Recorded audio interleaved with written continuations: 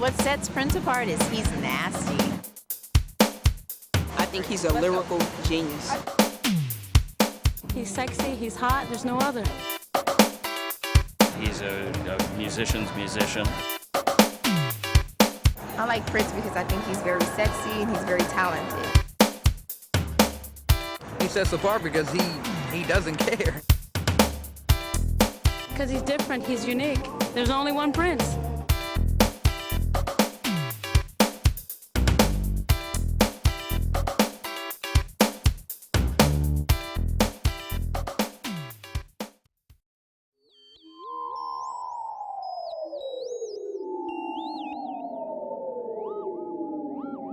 In the year of 1958, one of our most sovereign and dominant musicians, songwriter, and producer-composers was brought to life. On June 7th, just after America sat down to dinner at 6:17 p.m., Prince Roger Nelson was born. In 1958, 3 of the 4 Beatles will have met for the first time in Liverpool. Nelson Mandela will wed Winnie in South Africa, and the U.S. launches its first successful space satellite.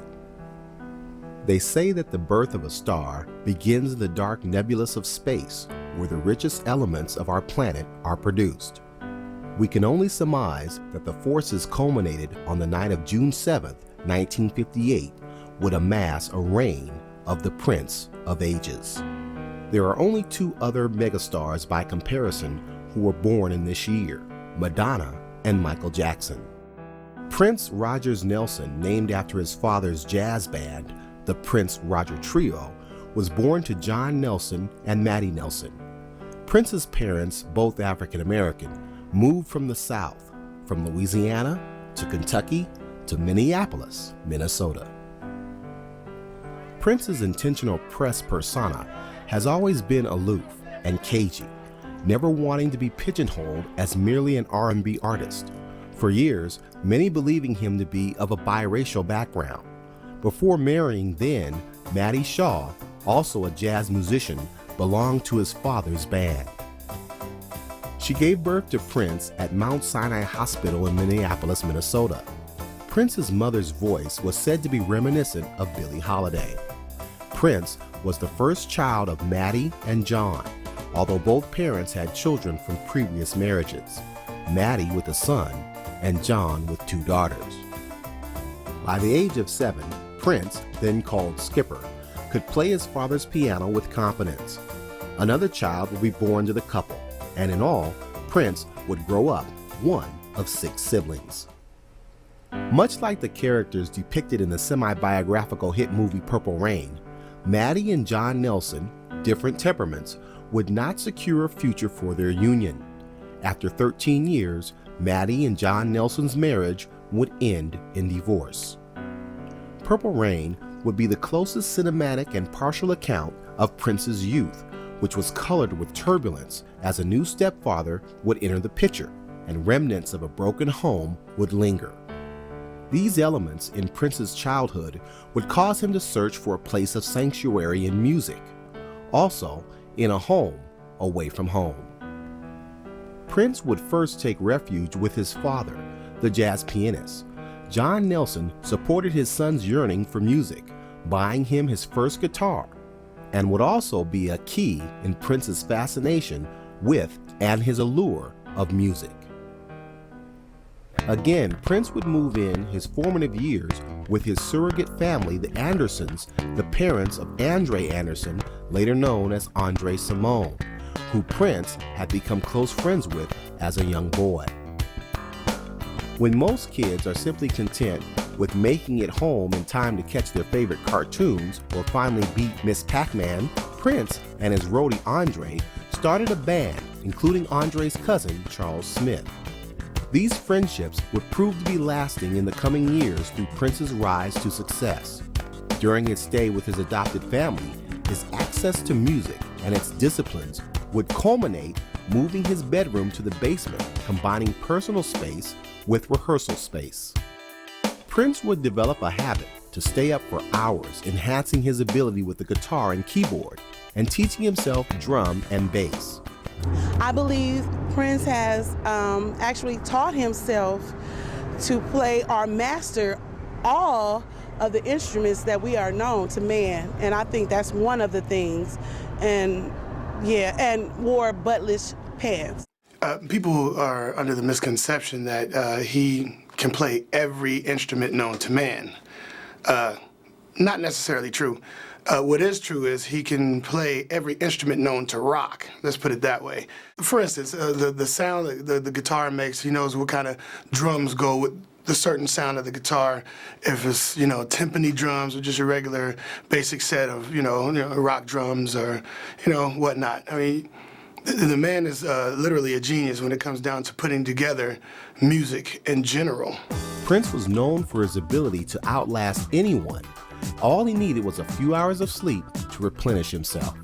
With Charles on drums and vocals and Andre on bass, Prince on guitar, the band was called Grand Central and would perform covers for its peers from Central High School at the local dance halls. Later, Andre and Prince would add to the vocal entourage. A percussionist was added, and as Smith and his other obligations to high school football would cause him to be replaced by Morris Day on the drums. As the band progressed, so did the name. Soon, to graduate high school, teenagers are eager to get their first taste. The band was appropriately named Champagne. Prince and company began to include original music into their sets. Oh, he done took it to a different level. He done took it to the pajamas party with the lingerie, butt wild, naked, whatever. Hey, he had it all. Hey, I've been there. $5. I've been to the Flippers when he first started. Hey, I've been around to all his concerts. He always had a pretty good concert. Well, I remember when him and Morris Day was together. Morris Day was playing the drums and they was on computers doing the whole thing together. Prince's local connection landed him a gig as a guitarist at a recording session for another local band, 94 East. At the recording, Prince would meet studio owner Chris Moon. Champagne would make its way to the downtown scene in Minneapolis, ironically called Uptown. Uptown was the seeding grounds for hot local bands and artists like Alexander O'Neal and the band Flight Time that included Jimmy Jam and Terry Lewis, who would work with Rhythm Nation for a young Janet Jackson. Also depicted in Purple Rain, there was a healthy competition in and amongst these artists that wielded the Minneapolis sound, eventually having a dynamic effect on the music in the 80s. However, this was only the beginning for Prince, who would dominate the airwaves with an onslaught of hit records and have the most prevailing influence in pop music from Minneapolis. At Moon Sound Studios, owned by Chris Moon, Prince's drive resonated with Moon. When everyone else would take a break from recording, Prince wasn't interested. He would stay in the booth and continue to practice. Chris also noticed that Prince had a proficiency with several instruments. Chris, also a songwriter, was interested in collaborating with Prince to set music to songs he'd written. He makes those tunes which all the songs are catchy. You listen to them and you like listening to them because the music is well produced, it's well orchestrated, and it's well written. It's not violent, it's not I'm gonna kill you, I gotta get my gat, I'm gonna blow your head off. It's not about D-Block, it's about a guy who just writes love songs. And that's basically it. The things that make Prince so popular is because he's a writer, producer, play every instrument that's just about there. Got a gang of people, made a gang of groups, all kind. He made Naughty Girls, all of them, he had a lot of people. Sheila E., all of them. So he come back from way back. Anytime you start talking, the man is good. The man went to high school in Minnesota. His teacher always said that he didn't think that Prince would be a success, but Prince ended up being a success because of one thing, that he had the talent of writing and producing. He just didn't let nobody see him write because he was always the quiet guy. Graduating high school in 1976, Prince was able to devote all of his time to music. When Prince would finish a song, even at 3 o'clock in the morning, he would call his friends, no matter what the time, and deliver the news of his new baby. Prince first wrote music to a song Chris wrote called Soft and Wet. A revamped version of this song would become the first single Prince would ever release. Then, Prince appeared quiet and shy, though his work ethic shone through. Moon allowed him to work with the studio equipment on the weekends and in the afternoons by himself. Moon helped Prince come out of his shell, advising him to drop the Rogers Nelson and just be Prince. And then, when it came to singing, Prince almost always used a falsetto voice that would barely register. Moon guided him to lie on the floor, to become more relaxed, singing with the lights down low. Prince's sexual facade slowly yielded to the darkness as the emergence of a future erogenous symbol would slowly surface.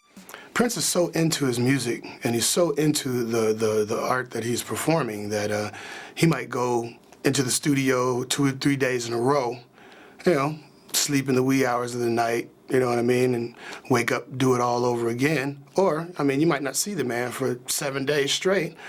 And by the time you do, he's sleeping for 12 hours and he wakes up and starts all over again. But he's so meticulous with his music. And you can tell by the end result, it's so perfect. He knows exactly what to put where, when this comes in, when that comes out and everything, and it's just him in there. Prince soon had to make a choice between Moon and Champagne, his high school band. Though Prince and the band members remained friends, Prince began recording solo with Moon. Prince was eager to get out on his own, confident in his musicianship, and now the doors had opened to create his own solo demo. Moon Sound Studio was a simple 8-track studio, but Prince was skilled at running it by himself and playing all the instruments. Absorbing all that Moon could teach him, he created 14 songs, some lyrics co-written with Moon, and all the instruments played by Prince. He now felt it was time to reach out to the record companies. Prince was off to New York with a 4-song demo, one song, art depicting life, entitled Leaving for New York. Prince went to New York, staying with an aunt, hoping to contact the record companies by phone, but he couldn't get a meeting. Atlantic Records, the one label that was tricked into seeing him, believing he was being handled by Stevie Wonder's agent, finally met with him. Unimpressed, the Atlantic record executive cited that the demo wasn't professional enough. Much of Prince's green talent showed on the tape, but the songs went on, and the melodies weren't radio ready. But there is one thing that is evident about any true star: their endurance and compelling ability to never give up. All the extra time in the studio, all the late hours with hardly any sleep, was about to pay off. While Prince laid in wait in New York trying to figure out his next move, his pending success was being mapped out. At home in Minneapolis, Chris Moon was playing the 14 tracks of the music for a friend who would soon become Prince's manager and key negotiator for the record contract that would make history. Owen Husney, a Minnesota entrepreneur in the entertainment business, was shocked and excited to find that all the instrumentation had come from one kid. By the time Prince returned to Minneapolis, he had a new manager, a new apartment, a weekly allowance of $50, and an office set up where he could jam as long as he wanted. History was about to be made. Prince was determined as a teenager and a musical visionary, and Husney, a strategic businessman, both now climbing to their future and their success. Brainstorming ensued, and a new demo would edge from the old, where Prince took Husney's advice to pare down his songs into melodies more radio adaptable. From this view, with a competent backer, Prince primed for success in his hometown.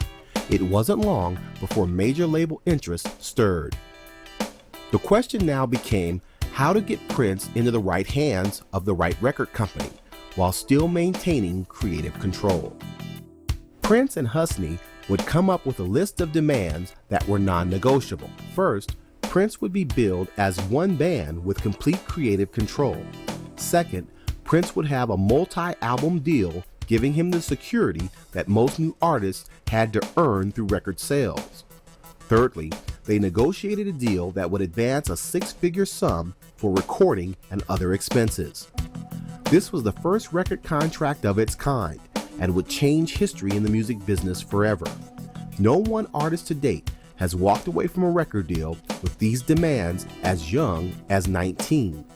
The two artists who've come close, Stevie Wonder and Paul McCartney, wouldn't see a deal like this till after their 30s.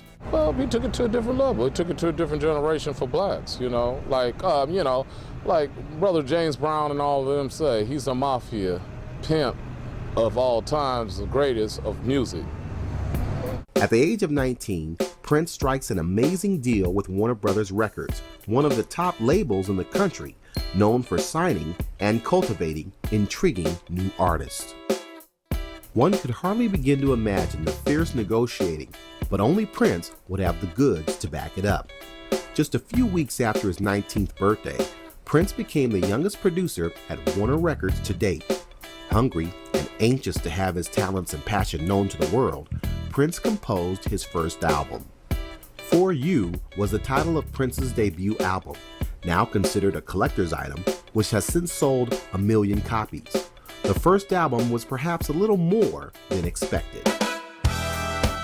1978 was the ending of the era of disco, and Prince wanted no parts of it. He was very guarded about his first professional project. Warner Records attempted to hire Maurice White, leader of Earth, Wind & Fire, as a co-producer to help harness the new sound that Prince would evoke. But again, Prince wanted no part of it. Not wanting to be associated with anybody else's sound, Prince balked. For Prince, he felt that he couldn't be cast in the sea of current R&B artists. He also felt it would be an artistic death for seeing disco's pending end. In the wake of the For You endeavor, Prince's recording costs and other expenses gobbled up double the budgeted amount that was meant to cover the release of the 3 contracted albums, not one. Either way, the heavy-handed project was to deliver much in the way arduous labor comes to a new mother. Prince played all 23 instruments on the album. The vocal recording was done over and over until they were perfect, once doing 45 takes. The pressure was on, and as always for a new artist, Prince was taking on almost all the engineering himself. He felt the heat. Listening to the album now, maybe one can appreciate it for what it was, a great composer's first attempt in the real world of music. Regardless of his obvious talent, it was considered then overzealous. The track steamed through a number of genres of sound and had a feeling of being overproduced. However, it was the first inside look of the precocious purple world of Prince, putting you in motion down a hallway of historic hum ranging from the blues, rock, jazz, folk and funk and soul, with a touch of psychedelia. The walls of these halls enunciated Prince's major influences: Jackie Wilson, James Brown, Little Richard, Jimi Hendrix, Sly Stone, George Clinton, Joni Mitchell, and Carlos Santana. Also, Stevie Wonder. He embodies all of this, and Soft and Wet, a revamped version of its earlier motto, spoke of Prince's brewing sexuality and was the first single released. It was hyped to have been fashioned by a one-man band. Prince, the single, reached number 21 in the Billboard R&B singles charts. The album sold 150,000 copies. This feat was less than expected for their new wonder kid, but Prince would come near the next go-round. A year later, in 1979, Prince would tackle his sophomore shot at the big leagues. Earlier that year, in May of 1979, the first single dropped, I Wanna Be Your Lover. It was a bold, attractive, and memorable statement. Just as the 70s was about to end, Prince coined the 80s before it would begin. I Wanna Be Your Lover soared to the R&B charts to reach number 1. By December, they had sold 1 million copies and reached number 11 on the pop charts. Now young America was viewing that the one-man band master was really made of something special. At a time when a likely love song expresses how much to love, Prince took a step further straight to the unadulterated sex. The description lover, if ever uttered to describe a significant other, only occurred in films, foreign films. Prince cast a spell on the second album entitled Prince and the hit single I Wanna Be Your Lover that wouldn't diffuse for many years to come. Off this album, another hit single would surface almost 5 years later. Chaka Khan would make a celebrated comeback covering I Feel For You in 1984. Unbeknownst to the audience then, Prince was beginning to prove his young genius and musical foreshadowing. Prince, the album, put Prince, the artist, back in good standing with his record company. Warner Records knew that they had struck gold. He's an artist and he's a genius, a musical genius. He writes songs. He's instrumental. He's a true musician in true sense because he writes music and he knows how to read music. He's original. You got to understand that when you come across as weird to people, it's just that they're not understanding the creativity you have going on. Prince is so creative. I mean, along the lines of John Lennon and Salvador Dali and people of that nature, they're so intensely creative that people don't know how to handle it. People don't know what box to put you in. They don't know what what genre you're coming out of, and you're coming out of all of them pretty much. That's why they can't label it, and that's why you come across as being kind of a strange person. But they can't knock the talent. In 1980, A Dirty Mind kindled in Prince. The title of his third album would scare the pants off of most 80s radio DJs. The lyrics explicit. The album cover cascading Prince in nothing but black bikinis, zooted up sports jacket with a hanky around his neck, in front of a naked bed frame, literally chasing commercial efforts to sell out the back door. Dirty Mind initially sold less than gold, moving only 500,000 units. Tina Marie was booked to open for the Dirty Mind tour to help boost commercial sales. Dirty Mind album, I like that. Head and all that, he had pretty good on that one. That was when he came out rocking. Everybody thought he was kind of like gayish, but nah, he had it going on. If you went to one of the concerts, you know what I'm talking about. It's like sex appeal, and it's like the sex appeal of his music. It's really like provocative, I think. A lot of the songs kind of deal with, like sex and stuff like that, you know what I mean? So that's basically, one of life's things, Prince is so into his art that when he's on tour, he walks around with a CD player and keeps in his own headspace, listens to his own music in a critiquing sort of manner to make sure that what he's portraying or what he's personifying to the public is what he wants it to be, not something that's somebody else's idea of what they want it to be. He usually is really good at, portraying what he wants and getting his point across in the way that he needs to and wants to get his point across. Prince had it in mind to be overt with his messages, which included a visual show of a sexual, cultural, and racial diversity. His band, much like his musical mentor Sly Stone and the Family Stone, would share the theme of rainbow members. However, Prince's sexuality could not be tempered. A new band member, Lisa, a classic trained pianist, would come into the picture, adding the diversity Prince was looking for. A female, androgynous look, a theme that would show face in Prince's multiplicity of personalities. A lot of times people think that Prince is acting weird to get the controversy going in the magazines or, to make people go, ooh, why? No, the man is actually kind of an oddball. I mean, but that's what makes the music great. I mean, the eccentricness, the way he puts on a good put-on really makes for great music. I mean, I think watching Purple Rain, you never know whether he was coming or going or what was getting. That's what made everything kind of come together, because you didn't know whether he was going to do something or wasn't going to do something. When he got on the stage, that's the only time you think, oh, he's a normal kind of cool guy.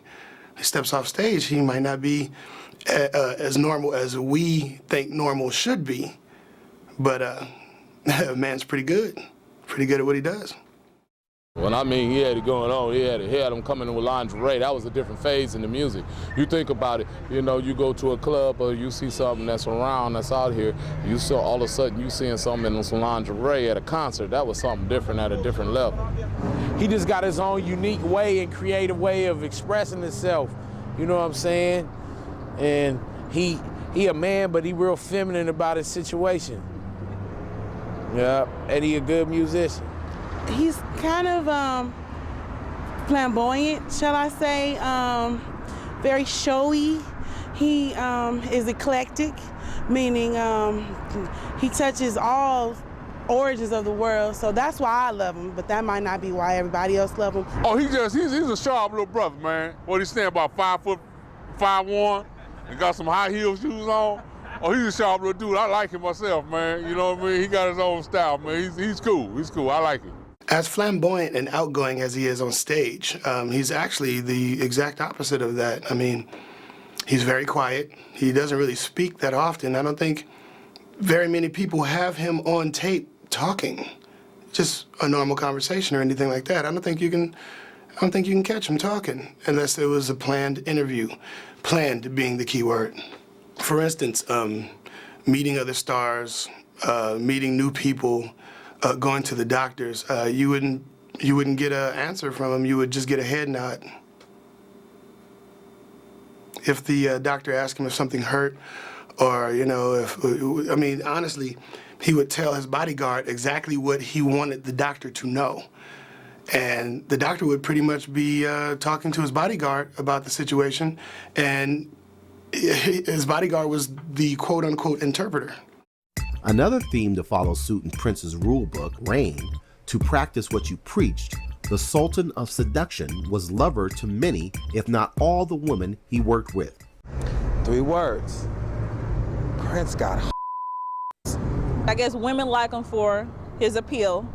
I guess men like him for the fact that how he can get women. Hell, he's slow with everybody. Prince got I don't know about everybody else, but I just think he pretty. To the average cat like me, Prince got all good. Lisa and Prince became romantically involved shortly after her joining the band. Otherwise, Dirty Mind earned critical acclaim and showed that Prince was a true artist in control of his own creative direction. Rolling Stone magazine listed Dirty Mind number 18 of 100 best albums of the 80s. By now, Prince had gotten painted Purple Mansion, a gold star for smearing parental values, and plans to make a permanent mark on America's sensual psyche. In 1981, the album Controversy, an electronic new wave funk soldiered in soulful divaness, punk guitar and drone keyboard riffs with deep tone layered vocals unheard of by Prince, who normally voiced his infamous falsetto. A deeper authority emerged. It was from the 5-foot frame of Prince, a conscious flow which reveals a social awareness in Prince's music that will be another trend for him. Also containing the hit R&B single Do Me Baby, the album went gold in 3 months, number 3 on the soul charts and number 21 on the pop charts. Almost single-handedly, Prince could be named responsible for the growing epidemic of teenage pregnancy in the 80s.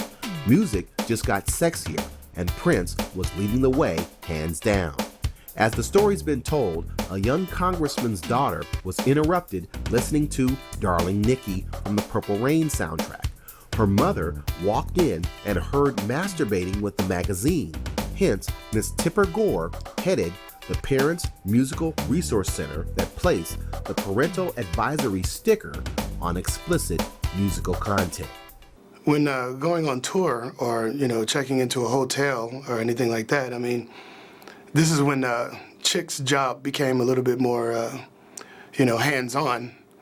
Because, I mean, he would literally have to go around corners and check to see if anybody was there, if it was like mad paparazzi around the corner or just crazed fans trying to get an autograph or a lock of his hair or, you lose enough locks of hair and you will be bald.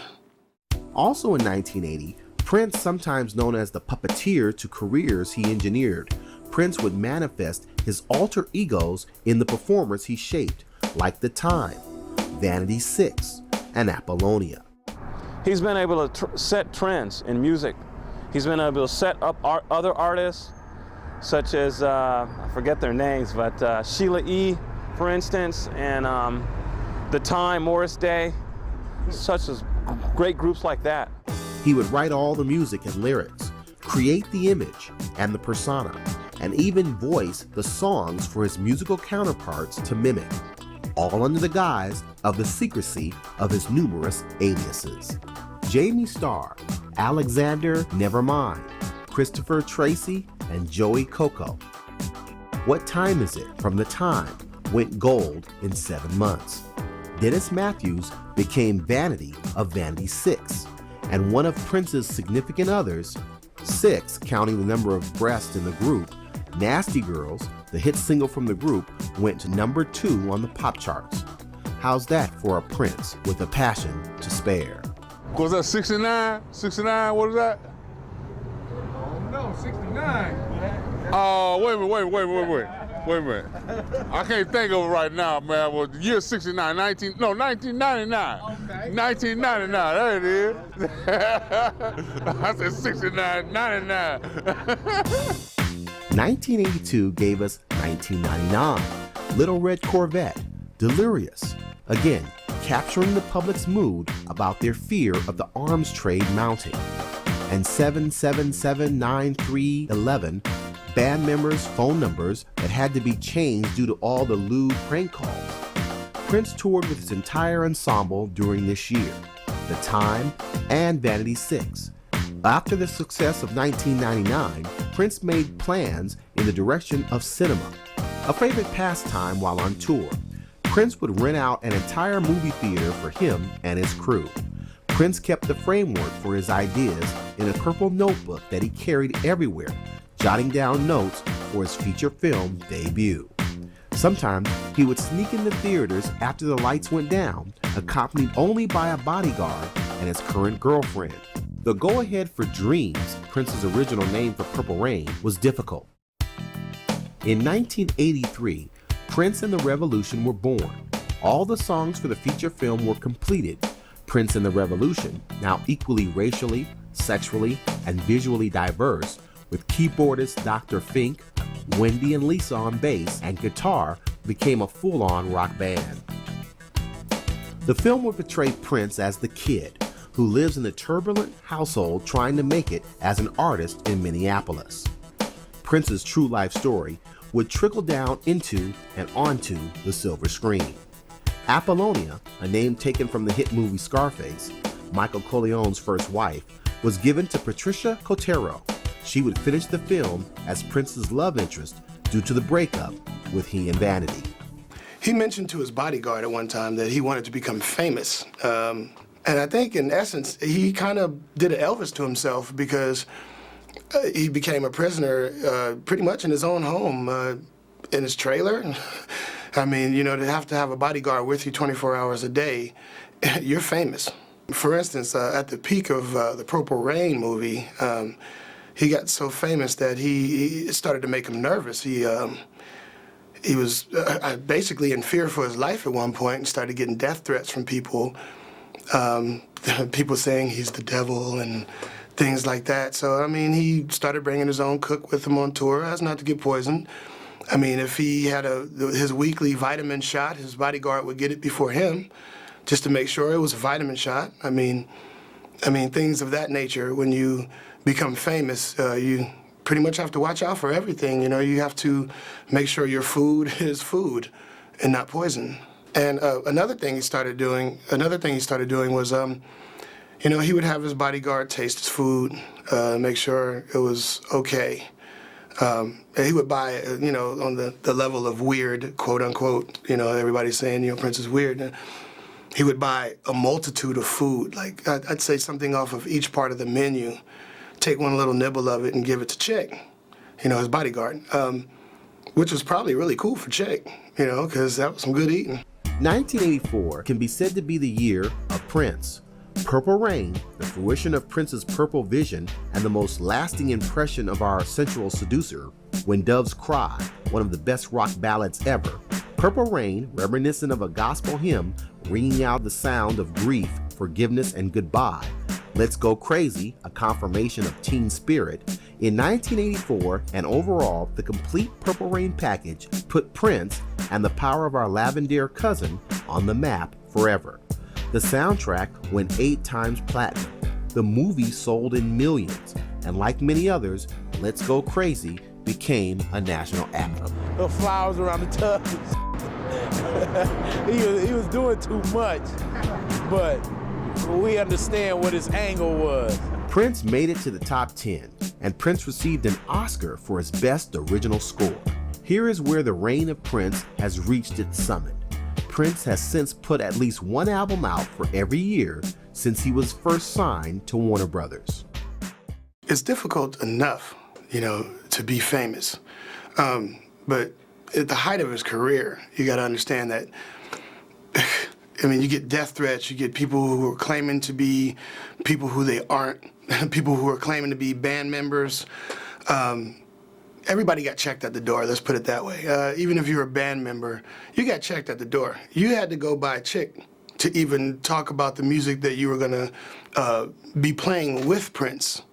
The heightened security is kind of a thing that happens with people who blow up, so to speak. Once you've blown up, you have to watch your back. Anybody can come up to you. You got people claiming to have your kids. You have, people claiming that you stole from them, whatever. People claiming that you stole their life story from them, and, things of that nature. What is it about Prince that makes him so popular? Probably that movie. Probably that move. But the fact that he's just a crazy musician. He's a crazy musician. He's all over the map. He can do everything. He can do everything. Prince, underground, Prince is huge. Yes. He's huge. And these little kids, because kids are so into trends and right now. Prince is, look how long he's been around. I was in elementary school when Prince came out. And Prince is the man. Once again, longevity. Prince is different. Prince has a lot of originality to his style. He's sometimes often weird. He's not afraid to take chances. You know what I'm saying? That has a lot to contribute to his popularity. Prince is popular because his music is absolutely amazing. His composition, his musicianship, his performance. Back in the day, he wasn't afraid to cross the line with some really controversial music, with really sexual overtones. Nowadays, he's toned it down, but his musicianship is still hot. Prince is pretty. Prince, again, like LL Cool J and people that started off back in the early 80s, in longevity and creativity. And, Prince is someone who creates his own music, owns his own music, creates his music, plays all his instruments, so he's very creative in what he does. What has Prince been able to do that other artists have not? Make all kinds of different music and be good at all different kinds of music. True. That's Prince. To go on stage with his butt cheeks hanging out. Longevity. And people still love him. No. Longevity. He's got longevity, and he's actually good at what he does. When it comes to music, Prince is virtually untouchable. The boy is bad. Been able to, basically create music. A lot of artists don't really create their own music and then try to own it, and he's a businessman as well as an artist. He's unique. Jump around from band to band, become a solo artist, change his name, to a symbol, write stuff on his face, you know what I'm saying? He's been Prince, that makes him different. Who do you compare Prince to from other artists in the past?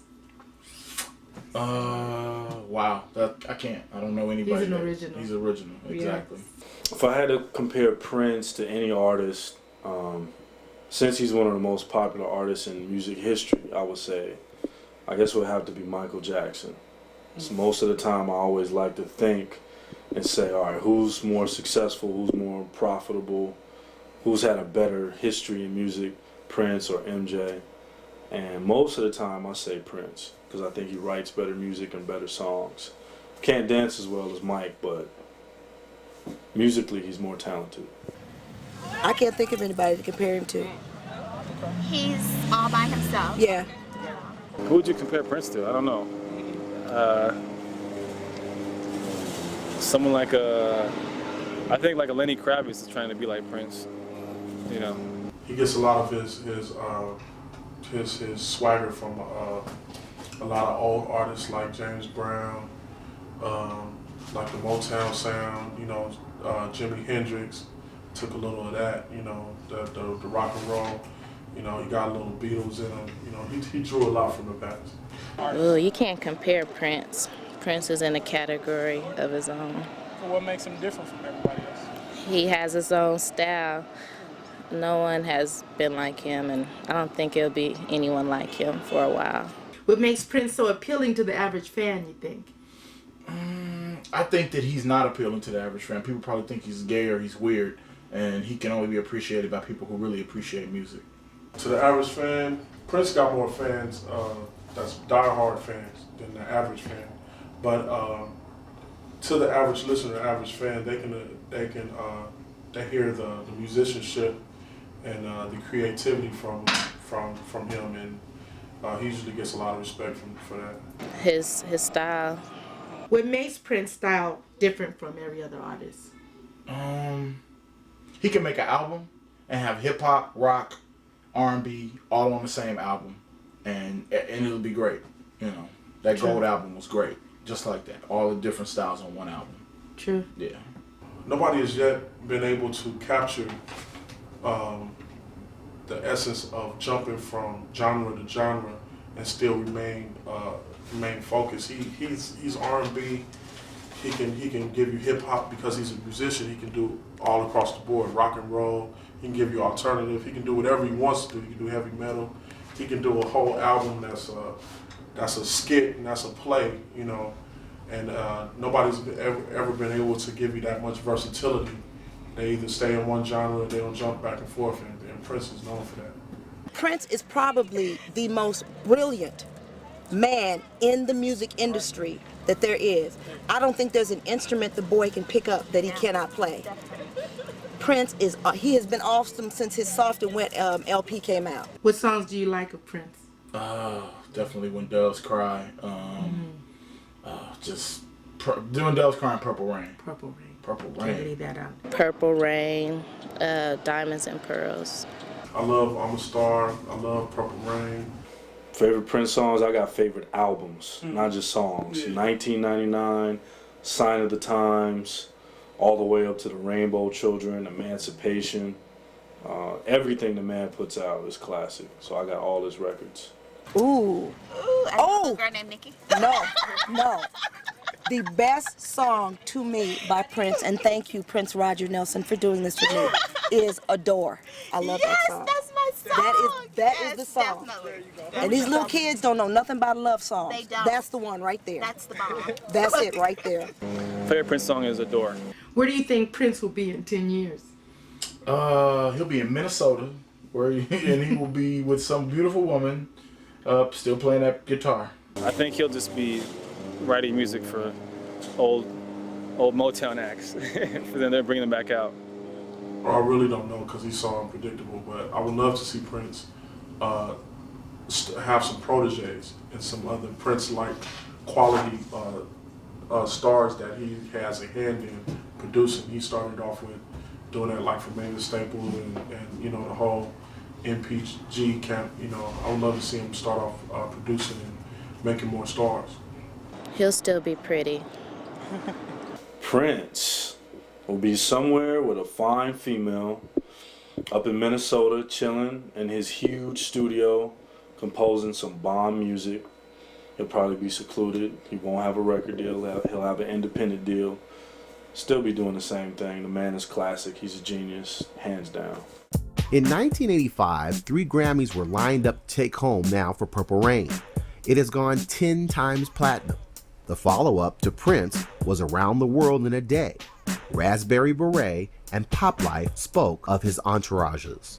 When dining, when he went out to dine, he would pretty much have his bodyguard chick go inside, talk to the management, either pretty much clear out the place or have a private room hooked up for him so he can enjoy the meal and enjoy, you know, the ambiance without being around the people, which, you know, there's a danger factor in there for him being who he is. Anybody could just walk up to you at any time and ask for an autograph and get you with a pen or something like that. So, I mean, there was the concern there. Another thing, if he had to use the facilities at any time, if somebody was in there, they're out of there. Chick would go in there, and if he had to remove them physically, then so be it. 1986, trying his hand again at Movie Parade for Under the Cherry Moon, it proves that music is Prince's true calling. 1987, Grammy for the hit single Kiss, the double-side CD, Sign of the Times, kissing Sheena Easton with You Got the Look. There would even be times where he called his bodyguard chick 2 or 3 o'clock in the morning, stating he hears noises outside. There's 10 people outside, oh my God. And, you know, a chick would get there in a rush. And it would be 2 girls sitting outside in the car, maybe talking on the cell phone or having a conversation with each other.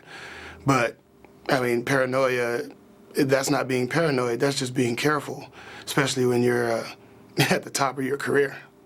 In 1988, Love Sexy. 1989, the Batman soundtrack leads Prince back to cinema and in the arms of Kim Basinger. 1990, Graffiti Bridge, another attempt at film. By now, it does matter what PR does to get the keys to the city. 1991, Diamonds and Pearls with Rosie Gaines and the New Power Generation, from which Cream became a #1 hit. In 1992, Money Don't Matter Tonight also became a hit single from the Diamonds and Pearls album and the video directed by Spike Lee. Prince also received the Soul Train Lifetime Achievement Award, and the release of the New Power Generation album gave us the first look at the symbol. In 1993, the love symbol, an alchemy of female and male symbol and a new way in which to refer to the artist formerly known as Prince, due to conflicting sides between the artist and his record label, a long-term relationship with Warner Brothers had now turned sour and Prince wanted out. Prince continued to discover new ways to free himself and his self-expression. In 1994, the Most Beautiful Girl in the World single and 2 hit other single compilations marked his year. In 1995, the Gold Experience also honored with the Award of Merit at the annual American Music Awards. Prince is actually ahead of his time, just like John Lennon and Yoko back in the day did the #9 thing, and everybody was like, what are they, crazy? I mean, you know, what is this madness they're doing? And gradually and slowly, you started to do the thing that they were doing back then. I mean, Prince is notorious for being right on cue, if not ahead of his time on everything that he does.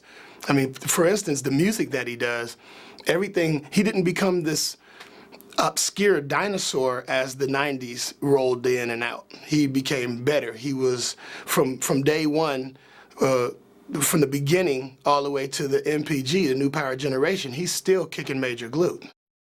My favorite song would be Adore, of course, because that was like my first song that I really was introduced by him, able to understand. And I believe it's the most beautiful love song that you could ever hear. The way he breaks it down in the words and everything. My mom, I'm a preacher's kid, and my mom is a first lady, and I got her to listen to it, so that's my favorite. 1996, emancipated from earlier disputes with his record label, Emancipation, and he also married Marty Garcia.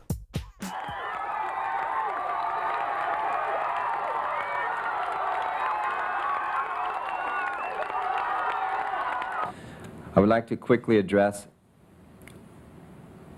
it's a little difficult for me, but I want to quickly address some of the rumors of confrontation between Maite and I.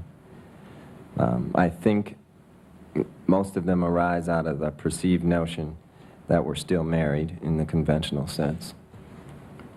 Contrary to recent statements in the press, that's not true. We're still friends, but she does her thing and I do mine. One of his offices is pretty much a shrine dedicated to Marilyn Monroe. I mean, beautiful pictures of Marilyn Monroe. I mean, gorgeous. And he only lights it with candles, you know, because I believe it's because of the Candle in the Wind song. But it's a beautiful homage to Miss Monroe. Him being a fan of someone is kind of cute, I think. He's told his bodyguard several times that he really doesn't think anybody knows who exactly Marilyn Monroe is, the real Marilyn Monroe. And basically, I mean, that's kind of how he is. I mean, nobody really knows who the real Prince is except Prince. In 1997, Crystal Ball came out, a 3-CD set. In 1998, New Power Soul, that single was released, and Prince now using the internet to publish his music.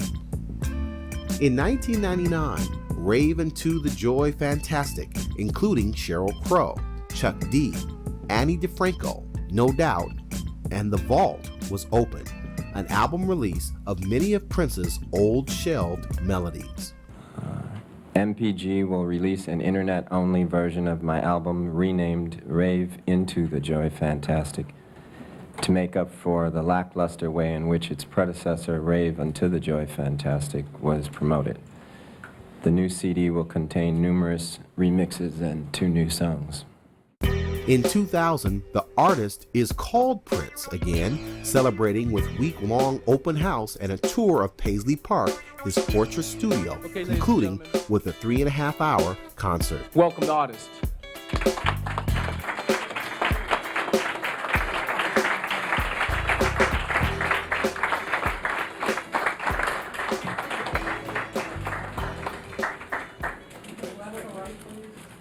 On December 31st, 1999, my publishing contract with Warner Chappell expired, thus emancipating the name I was given before birth, Prince, from all long-term restrictive documents. I will now go back to using my name instead of the symbol I adopted as a means to free myself from all undesirable relationships. Name again. Would you be changing your name? It was interesting the other day. A friend of mine said, "So what should I call you now?" And I said, "You can call me Prince." And it just felt good to say that again because I hadn't so long. So I'm really curious to see what happens next. Going from back in the day, the analog, the reel-to-reel tapes, and all the things that they were working with, and the sounds, and what was high-tech then is not high-tech now, but he's kept up with everything that is high-tech from day one to now. I mean, when new synths and everything came out, I'm sure he was one of the first people to have it. MoFat module, please. He was probably the one that innovated the MoFat module, if anything. From all the sounds and the backward masking and things like that, just to mess with your mind a little bit. He's kept up with everything from day one all the way to now. In 2001, Prince released Rainbow Children. In 2002, The Very Best of Prince, One Night Alone, a 3-CD set, and a live concert. In 2003, Prince still is news, still setting the standard, still composing pop and instrumental releases. His newest, News. Who can keep up with this guy? You never know from one album or one song or a single to the next what he's gonna come with, so I guess his spontaneity would be what attracts, well, it attracts me, but I would say most fans, and I'm most fans too, so I think his spontaneity would be what attracts most fans. I don't know, I think he'll stay quiet. I think he stay where he at right now. I think he's comfortable where he's at. I guess continue to change over time, but keep himself throughout his music, on his own terms, whatever he wanted to do. The thing I like most about Prince as an artist, being out in the limelight and everything like that, is 9 times out of 10, most people, they get $1 in their pocket, let alone $100,000 in their pocket, and they go and they change their face and their nose and their eyes and their hair and their lips and, nip-tuck, so to speak. Prince has been the same cat from day one. He's been the same cat. Clothes might change a little bit, you know what I mean? Hairstyles change, which is a good thing, but he's been the same cat. He's reliable. you know? It was cool working with Beyonce because she's a real talent. She really cares about music. I was working with her before we started the actual rehearsal. I was just trying to see what she knew. I was playing some chords to listen to her do runs and scales, and she really impressed me in the fact that she knew a lot of Mixolydian scales and Egyptian styles, and it's quite impressive. A powerhouse Prince with an honored Beyonce Knowles extended a performance to open up the year of 2004 at the annual Grammy Awards. Another thing I wanted to let you know is that we have a new CD coming out called Musicology. It's primarily new music, and I've been talking to all the major labels to help with the promotion of that, distribution. The notion being that the pie, the market share, should be shared by all. So I'm going to ask all of them to release it at once. Yet another christened release, Musicology, the study of music. Only Prince has deemed the right to be called the master of pop. It used to be in the 70s where, you know, the Beatles had a song for every occasion, which was true. Nowadays, Prince has a song for every occasion. I remember losing a close friend of mine around Christmas, and the song that came out, I was in high school, and the song that came out, you know, Another Lonely Christmas. Prince, you know, put that together very well, so well that every time I think about the song, hear the song, I think about my friend, you know, who died of cancer, and it just brings a tear to my eye. You know, it brings up a lot of emotion. First question is, why do you like Prince? He's original. There's nothing else. There's no other music like his music. What's your favorite album? That's not a fair question. I don't have a favorite album. He's different, he's sexy, he's very talented. I think what sets Prince apart is that he's very original, and there's nobody that's out there that's even like him, and actually there's no one out there that can ever be like him. He's just one of a kind, and I love him. Prince is a genius. He's a lyrical mastermind. The beats, the music, the words, everything about Prince, I love. He's one of the most amazing, talented performers that I've ever seen in my life. Guitarist like no other. What can you say? He's one of the most amazing performers I believe that's ever lived. And I feel lucky to have seen him. This is now going to be my 4th time. I've seen him in venues where it was 500 of us. I've seen him in, this will be the largest venue I've ever seen him here at Staples. And the fact that he appeals to such a wide range of people. I mean, you come to the concerts and they're just the best fans anywhere in the world. I mean, you got everybody, white, black, Hispanic, you know, you name it. Everybody comes out to see Prince, and the color lines fall, and it's just really cool. So that's why I like him. We've never really had trouble with concert tickets. Whenever we put them on sale, they pretty much go. So rather than deal with the speculation of a really shaky music business now, we figured we'd just take care of the people who meant the most to us first. The thing about this music industry is, if you can last 5 years, you're good. If you can last 10 years, you've made your mark. If you're lasting over 25 years, consistently putting out hit after hit after hit, you're an icon. The man's an icon. Nobody could take that away from him. Nobody. In the year 2004, the Prince of Ages prevails, a Mozart of our time, a musical genius, a craftsman, publishing more than 27 albums, playing them back to back, over 32 hours of pop, symphony, amounting with 2 times the output of Madonna and Michael Jackson combined. Without reservations, Prince fathered the 80s children, embodying diversity, sexual fire, and a revolution, an unforgettable and rare combination of musicianship. Audiences heir to his throne, a galaxy of music that wanes. Hail to the Prince of Ages.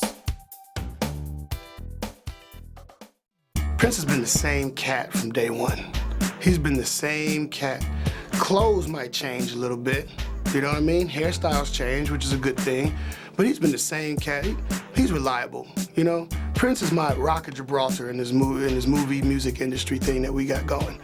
And I just wanted to say that, and I appreciate you, dog, just for being you.